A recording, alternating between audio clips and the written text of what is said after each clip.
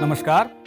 मौलाना आज़ाद national Urdu university Hindi विभाग के द्वारा प्रस्तुत एमए हिंदी पाठ्यक्रम श्रृंखला में आप सभी का स्वागत है।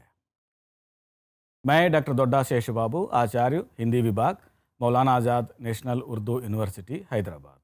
प्रिय विद्यार्थियों, आज हम एमए हिंदी के अंतर्गत दलित साहित्य विशेष अध्ययन पाठ्यक्रम की इकाई दलित साहित्य का परिचय पर चर्चा करेंगे।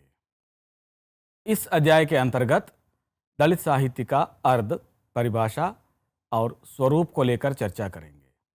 दलित साहित्य दलितोत्थान का साहित्य है। परंपरागत रूढ़िवादी रीति रिवाजों से तथा वर्ण व्यवस्था से संचालित सामाजिक कुरीतियों से दलितों को मुक्ति दिलाना इसका मुख्य लक्ष्य है। सामाजिक बदलाव और अस्तित्ववादी चिंतन ने दलित साहित्य के सिद्धांतों को अधिक बढ़ावा दिया है। परिवर्तित समाज का स्वरूप और उसके मुख्य तत्वों के विवेचन के साथ साथ समाज के विभिन्न पहलुओं पर अध्ययन करना तथा दलित समाज की वास्तविकता को प्रधान समाज के सामने रखना दलित साहित्यकार का मुख्य उद्देश्य है। अर्थात दलित साहित्य दलित समुदाय के जीवन, सुख दुख, संघर्ष और विद्रोह को केंद्र में रखकर रची गई साहित्यिक विधाओं का समूह है। यह जातिपरक भेदभाव, अस्पृश्यता और सामाजिक अन्याय के विरुद्ध उठने वाली एक सशक्त आवाज़ है। अब हम दलित शब्द के बारे में जानेंगे। दलित शब्द तो आधुनिक है, लेकिन दलितपन प्राचीन है। यह शब्द लगभग 100 वर्ष पूर्व से प्रचलन में है। दलित शब्द का प्रयोग सबसे पहले 19वीं सदी में महान समाज सुधारक ज्योतिबा फुले ने किया, जो अछूतों और पिछड़े वर्गों को दलित वर्ग के रूप में संबोधित करते थे। बाबा साहेब अम्बेडकर ने दलित शब्द को व्यापक रूप से प्रचारित किया, लेकिन उनका मुख्य उद्देश्य अछूतों और शोषितों में चेतना जगाना और उन्हें सामाजिक व राजनीतिक रूप से सशक्त बनाना था। उन्होंने मूक नायक, बहिष्कृत भारत, समता, जनता और अंत में प्रबुद्ध भारत जैसी पत्रिकाओं और अनेक आंदोलनों के माध्यम से इस शब्द को पहचान दिलाई। विभिन्न विद्वानों ने विभिन्न रूपों में दलित शब्द की व्याख्या की है। संस्कृत में दलित शब्द के लिए विभिन्न अर्थ दिए गए हैं, जैसे टूटा हुआ, कटा हुआ, कुचला हुआ, दबाया हुआ आदि। अंग्रेजी शब्दकोशों के अनुसार ब्रोकन, स्कैटर्ड, ग्राउंड डाउन और अप्रेस्ड एक्सेट्रा। अब हम चर्चा करेंगे दलित कौन है। वीटी राजशेखर के अनुसार दलित वह एकमात्र नाम है जो भारत के अवर्ण अस्पृश्यों ने खुद को दिया है।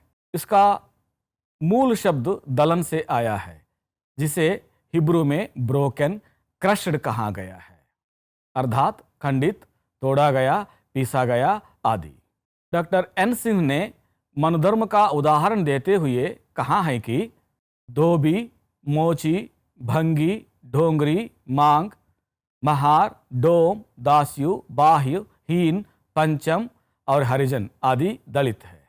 कुछ विचारकों ने दलित शब्द को व्यापक रूप में परिभाषित करने की चेष्टा भी की है।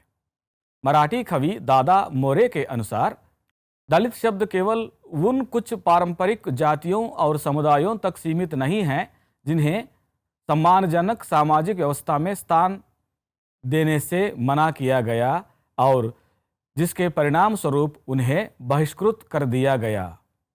वास्तव में दलित कोई समुदाय नहीं बल्कि एक सामाजिक वर्ग है।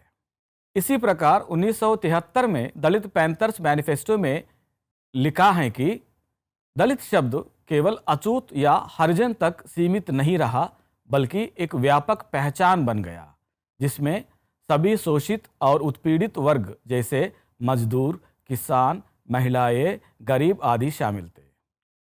लेकिन सामाजिक, सांस्कृतिक और ऐतिहासिक पृष्ठभूमि ने दलित शब्द को केवल अनुसूचित जातियों तक ही सीमित कर दिया है। अब हम दलित साहित्य की चर्चा करेंगे। प्रिय विद्यार्थियों, जिस तरह हमने दलित शब्द की चर्चा की है, अब हम दलित साहित्य और उसकी परिभाषाओं को लेकर चर्चा करेंगे। दलित साहित्य दलित चेतना का साहित्य है। इस साहित्य के द्वारा साहित्यकार दलित समाज के साथ साथ कथित मुख्य धारा के समाज को भी दलितों की समस्याओं से अवगत कराना चाहता है। दलित साहित्य रचना के संदर्भ में कई प्रकार के मतभेद हैं। कुछ लोग दलितों पर लिखित साहित्य को दलित साहित्य मानते हैं और कुछ लोग दलितों के द्वारा दलितों के लिए लिखे गए साहित्य को दलित साहित्य मानते हैं। डॉक्टर धर्मवीर के अनुसार दलित साहित्य वही है जिसे दलित लेखक लिखता है, और उदारवादी हिंदू लेखक का साहित्य चाहे दलित के भले के लिए लिखा गया हो, उसका मूल्यांकन हिंदू साहित्य के नाते किया जाना चाहिए।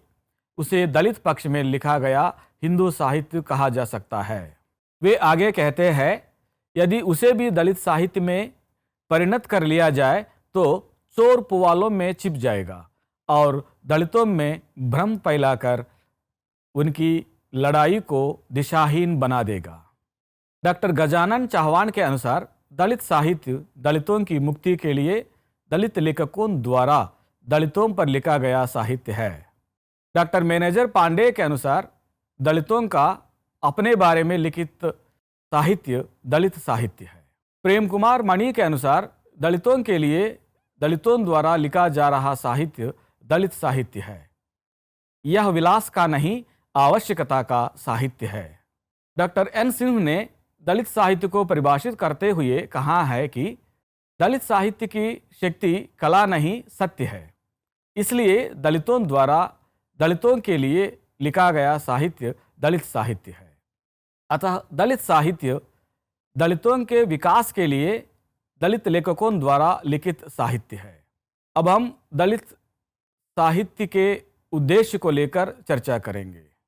दलित साहित्य के प्रेरणा स्रोत है डॉक्टर बाबा साहब अम्बेडकर। बाबा साहब अम्बेडकर के विचारों से प्रभावित इस साहित्य का मुख्य उद्देश्य सदियों से चले आ रहे सामाजिक भेदभाव, आर्थिक शोषण और अमानवीय व्यवहार से दलितों को मुक्ति दिलाना है। दलितों के जीवन की कठोर सच्चाइयों को उजागर करने के साथ साथ ब्राह्मणवादी व्यवस्था का विरोध करते हुए सामाजिक न्याय व समानता स्थापित करना भी है।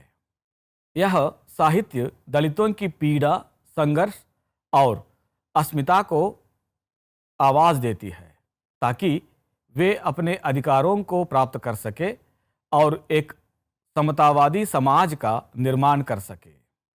अतः निष्कर्ष की बात यह है कि दलित शब्द का अर्थ है टूटा हुआ या कुचला हुआ। यह उन समुदायों के लिए प्रयुक्त होता है जिन्हें ऐतिहासिक रूप से हिंदू वर्ण व्यवस्था में सबसे निचले पायदान में रखा गया, जैसे अछूत या अस्पृश्य माने जाने वाले लोग। दलित साहित्य दलित जीवन की पीड़ा, संघर्ष और प्रतिरोध को केंद्र में रखता है। बाबा साहब अम्बेडकर को प्रेरणा स्रोत मानकर मानवाधिकारों की रक्षा के लिए आगे बढ़ रहा है। प्रिय विद्यार्थियों, आज हमने दलित साहित्य का अर्थ, परिभाषा और उद्देश्य को लेकर चर्चा की है। एक और विषय के साथ अगले एपिसोड में फिर मिलेंगे। तब तक हमें अनुमति दीजिए। धन्यवाद।